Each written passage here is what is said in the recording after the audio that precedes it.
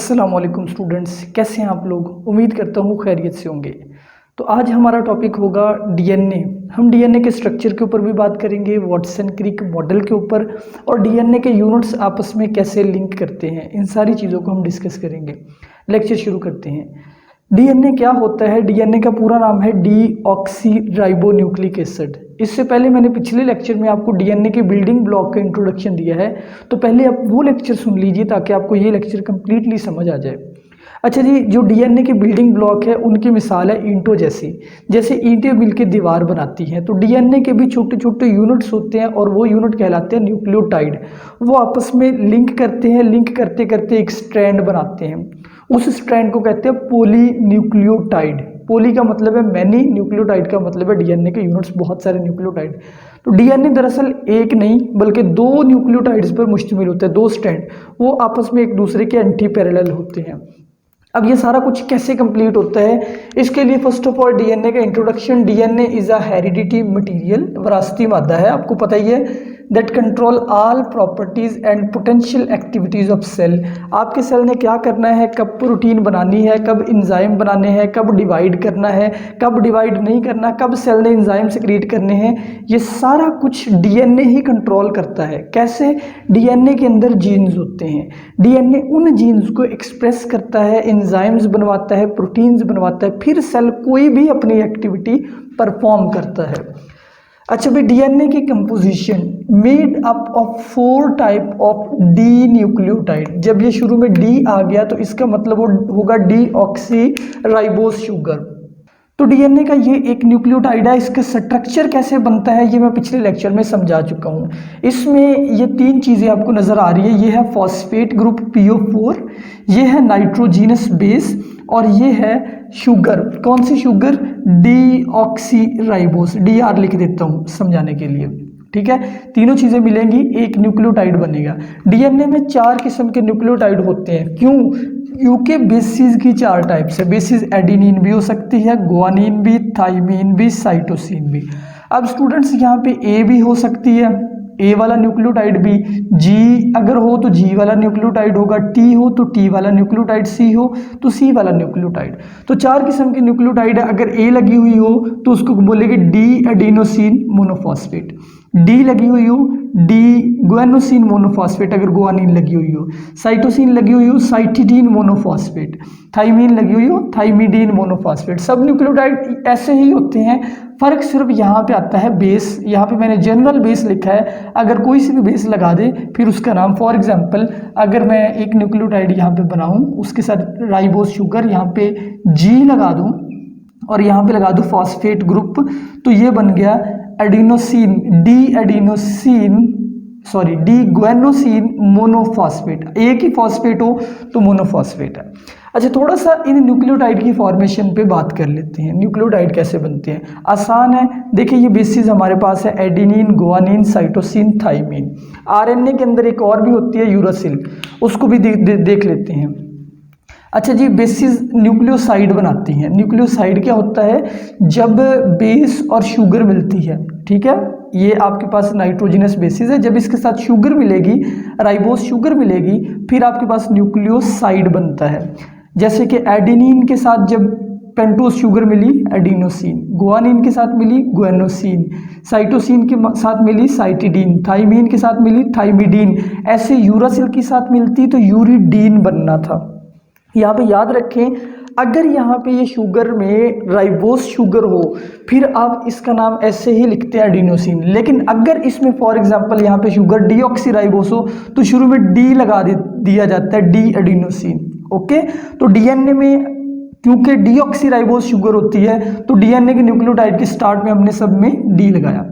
अब देखिए, जब न्यूक्लियोटाइड बनता है, न्यूक्लियोसाइड जब एक न्यूक्लियोसाइड किससे कंबाइन करता है? फॉस्फेट ग्रुप से कंबाइन करता है, तब न्यूक्लियोटाइड बन जाता है। तो अगर एडिनोसिन के साथ एक फॉस्फेट लग जाए तो ये बन जाता है एडिनोसिन मोनोफॉस्फेट, 2 लग जाए डाइफॉस्फेट, 3 लग गया एडिनोसिन ट्राइफॉस्फेट। ऐसे ही बाकी सब भी guanosine monophosphate, guanosine diphosphate, guanosine triphosphate. समझाने की खातिर बताता हूँ कि ये एक न्यूक्लियोटाइड है जिसमें एक फॉस्फेट लगा हुआ है, ठीक है, यहाँ पे लगी हुई है गुआनिन। अब अगर 2 फॉस्फेट हो गया, ये होगा गुएनोसिन डाइफॉस्फेट। तो ये सब के सब न्यूक्लियोटाइड है, लेकिन डीएनए में कौन से न्यूक्लियोटाइड होते हैं? ये मोनो वाले, adenosine monophosphate, guanosine monophosphate, cytidine monophosphate, thymidine, लेकिन सबके साथ डी आना है क्योंकि डीऑक्सीराइबोस शुगर होनी है। अच्छा, ये डीएनए की थोड़ा सा कंपोजिशन का इंट्रोडक्शन था। अब ये कंपोनेंट आपस में लिंक कैसे करते हैं, एक न्यूक्लियोटाइड दूसरे से कैसे लिंक करता है, इसके लिए ये डायग्राम देखिए। न्यूक्लियोटाइड का स्ट्रक्चर मैं कल के लेक्चर में समझा चुका हूँ। ये एक न्यूक्लियोटाइड है जिसमें ये है डीऑक्सीराइबोस शुगर, ये है डीऑक्सीराइबोस शुगर। इसके साथ यहाँ पे कोई सी भी बेस है, चारों में से कोई सी भी बेस जनरल समझ लें। इधर लगा हुआ है इसके कार्बन नंबर 5 के साथ फॉस्फेट ग्रुप। अच्छा जी, फॉस्फेट ग्रुप को देखिए, पी ओ बॉन्ड उसका बना हुआ है, डबल बॉन्ड ओ है, ओ नेगेटिव है, ओ एच है। ये अगला न्यूक्लियोटाइड है, उसका भी ओ एच है।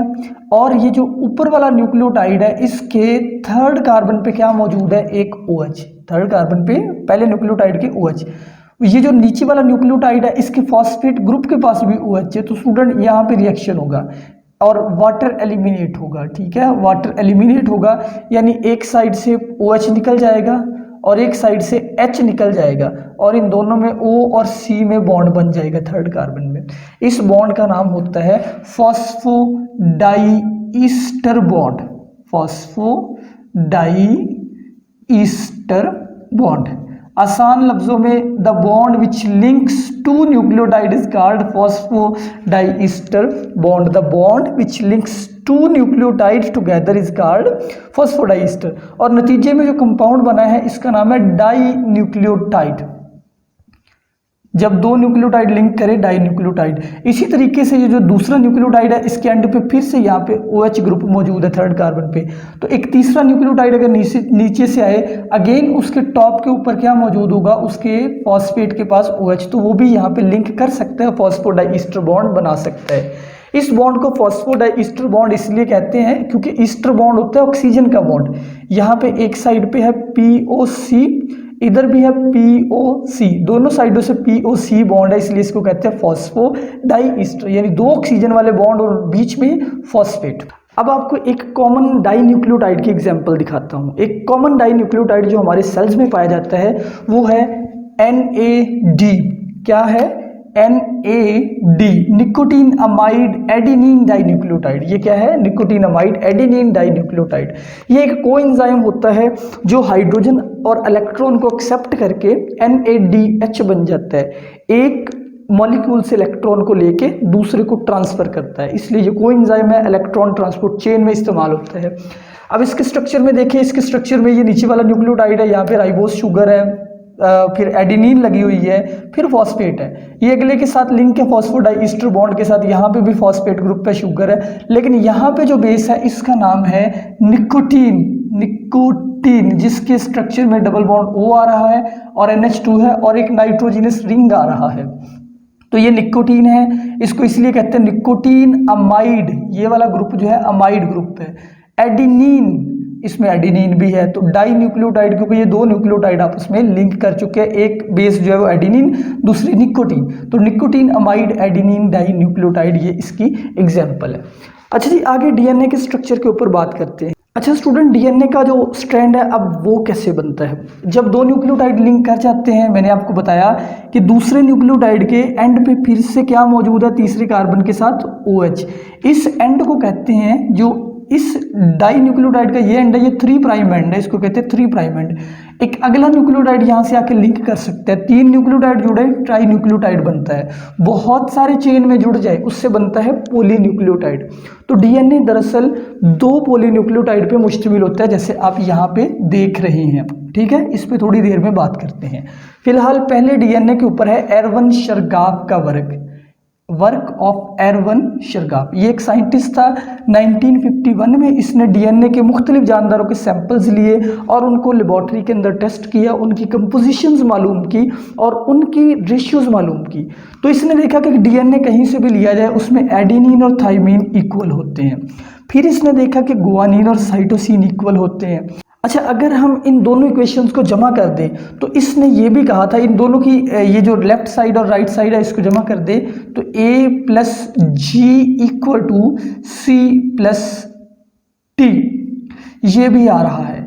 ए प्लस जी का मतलब है डबल रिंग वाली बेसिस, सी प्लस टी है सिंगल रिंग वाली बेसिस। यानी इसने मालूम किया कि डीएनए में जो पायरीमेडीन है सिंगल रिंग वाली बेसिस वो प्योरीन्स की हमेशा इक्वल होती है। ऐसा क्यों था और कैसे इसने मालूम किया, कुछ एग्जांपल देखे। जैसे इसने ह्यूमन का डीएनए निकाला, इसमें एडेनिन थी 30.9 और इसी तरीके से थाइमीन इसके तकरीबन इक्वल सी 29.4 और गुआनिन और ये एंड पे है साइटोसिन। इसी तरीके से गुआनिन और साइटोसिन भी इक्वल थी।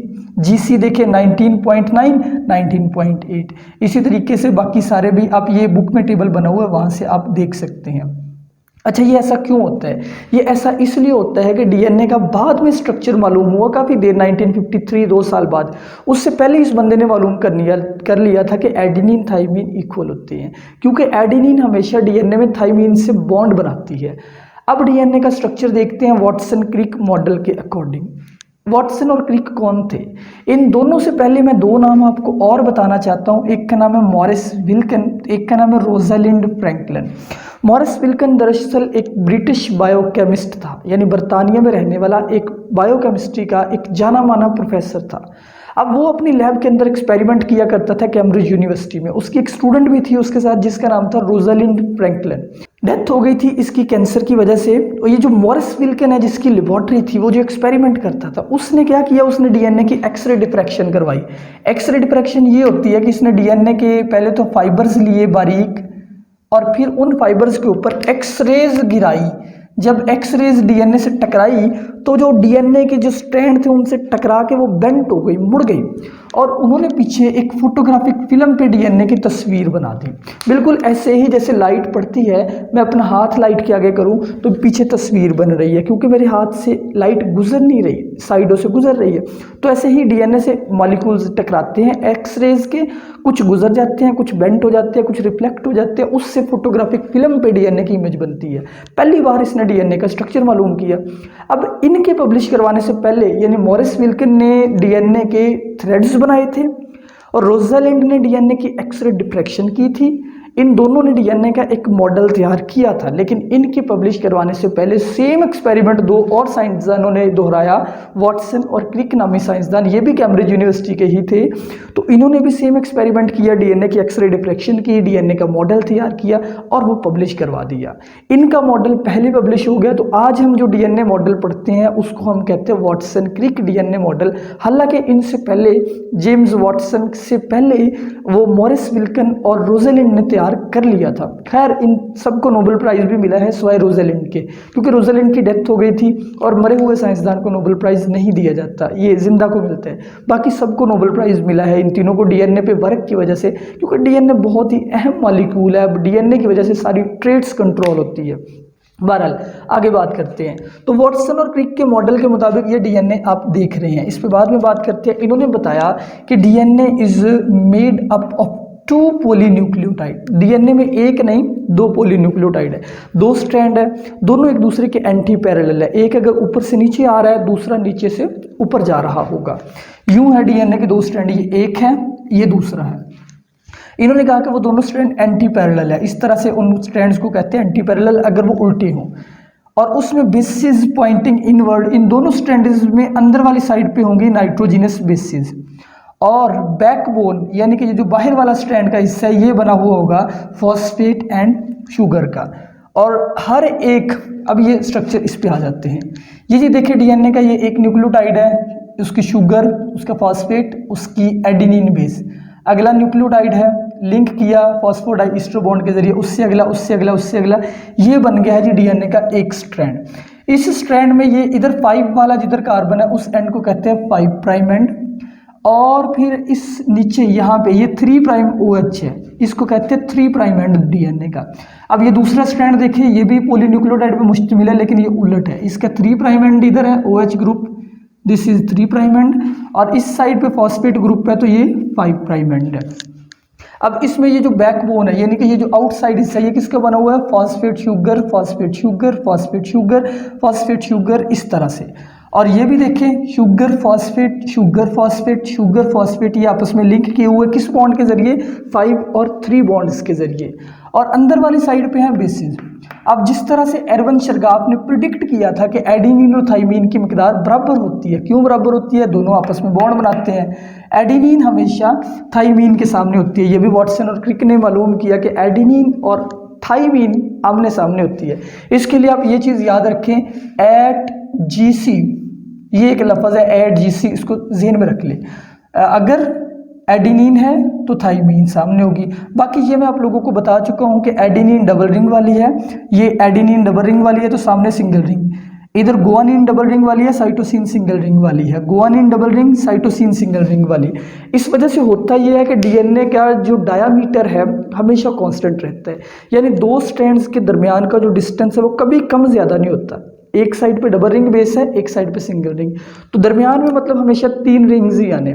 इस वजह से डीएनए हमेशा यूनिफॉर्म रहता है, ये नहीं होता कहीं से खुला हो जाए, कहीं से तंग हो जाए, सब बिल्कुल नहीं होता। अब डीएनए के थोड़े से साइज की बात करते हैं। डीएनए में ये जो एक बेस से लेके दूसरी बेस तक डिस्टेंस है, ये होता है सिर्फ 0.34 नैनोमीटर।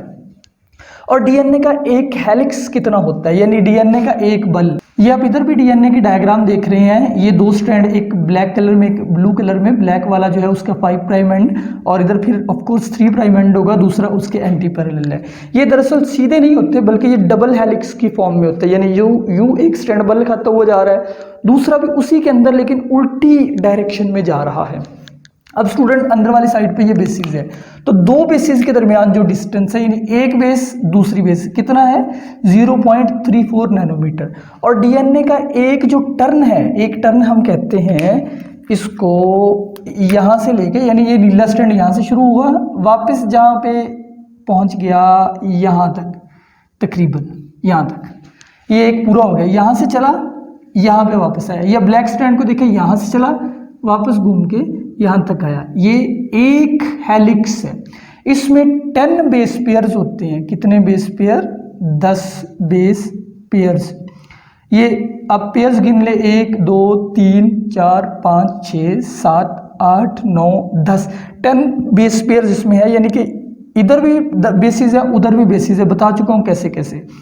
अच्छा जी, फिर इसका जो लेंथ, इसका साइज है वो होता है 3.4 नैनोमीटर। अगर इसको ऑंगस्ट्रम में कन्वर्ट कर लें तो ये हो जाएगा 34 ऑंगस्ट्रम, क्योंकि ऑंगस्ट्रम जो है ये थोड़ा ज़्यादा छोटा यूनिट है।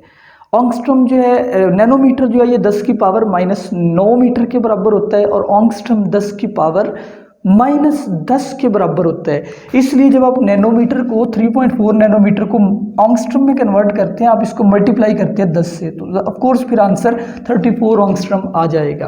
कुछ और डीएनए के बारे में बात करें तो एडेनिन हमेशा थाइमीन से बॉन्ड बनाती है, और कितने बॉन्ड बनाती है? Double hydrogen bond. ये हाइड्रोजन बॉन्ड है बीच में। वीक बॉन्ड होते हैं, यानी कि डीएनए के दोनों स्ट्रैंड खुल सकते हैं अगर उनको थोड़ी आप एनर्जी प्रोवाइड करें। गुआनिन और साइटोसिन में 3 हाइड्रोजन बॉन्ड होते हैं। ये हाइड्रोजन बॉन्ड दरअसल कैसे बनते हैं? दरअसल गुआनिन और साइटोसिन के पास कुछ हाइड्रोजन और कुछ नाइट्रोजन होते हैं, या कुछ ऑक्सीजन भी होती हैं, तो वो आपस में बॉन्ड्स क्रिएट कर लेते हैं।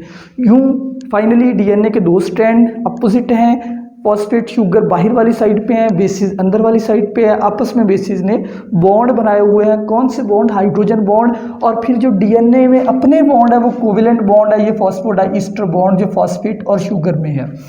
यहाँ तक डीएनए का स्ट्रक्चर पूरा हो गया।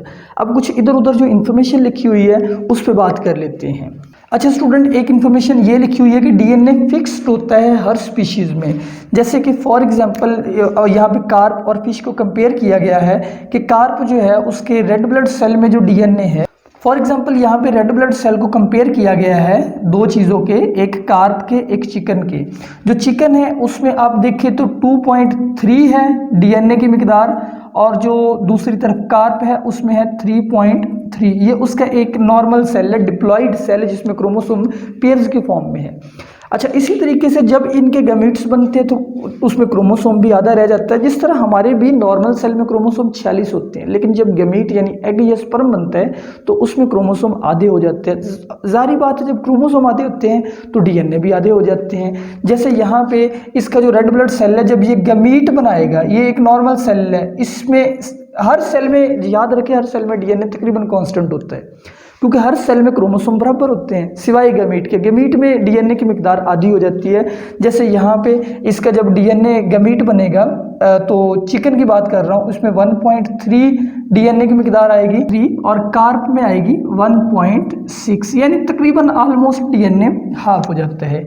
और फिर दो और इन्फॉर्मेशन आपकी बुक में ऐड है, वो इन्फॉर्मेशन यहाँ से देख, और फिर दो और इन्फॉर्मेशन है आपकी बुक में, वो यहाँ से देखते हैं। इकोलाई, इकोलाई दरअसल एक बैक्टीरिया है। इकोलाई आपको पता है एस्कर्शिया कोलाई को कहते हैं। इसमें all information stored in DNA in form of genes. ये एक बैक्टीरिया है, तो बैक्टीरिया में जो डीएनए है वो इस तरह से होता है, बगैर किसी मेम्ब्रेन के, डायरेक्ट साइटोप्लाज्म में। तो ये एस्कर्शिया कोलाई का डीएनए है।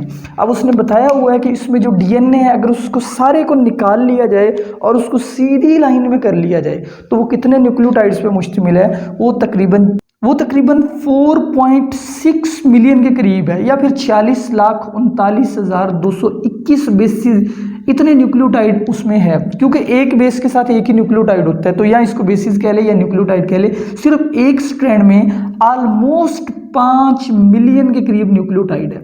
अब ये हम फॉर एग्जांपल इमेजिन कर लेते हैं कि ये उसका डीएनए है, हमने निकाल लिया ये डीएनए, ठीक है जी, ये हमने डीएनए निकाल लिया एस्कर्शिया कोलाई का।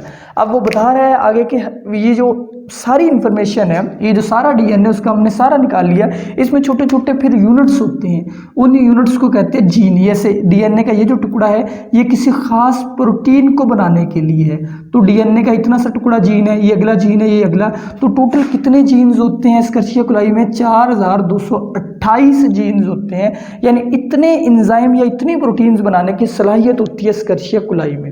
इमेजिन करें फिर हमारे अंदर कितने ज़्यादा जीन्स होंगे। और आखिर पे बताया हुआ हीमोफिलस इन्फ्लुएंजा, ये दरअसल एक माइक्रो ऑर्गेनिज्म का नाम है। ये वो माइक्रो ऑर्गेनिज्म है जिसका जीनोम सबसे पहले सीक्वेंस किया गया। सीक्वेंस से क्या मुराद होता है? किसी जानदार के डीएनए को निकालना, फिर उसके डीएनए के अंदर न्यूक्लियोटाइड की तरतीब को देखना। ये तरतीब जिसमें ATGCAG, ये तरतीब आपको बता रहा हूँ, ये तरतीब देखना, इसको कहते हैं जीन को सीक्वेंस करना। तो पहली बार जिस जानदार के जीनोम को सीक्वेंस किया गया था वो था हीमोफिलस इन्फ्लुएंजा।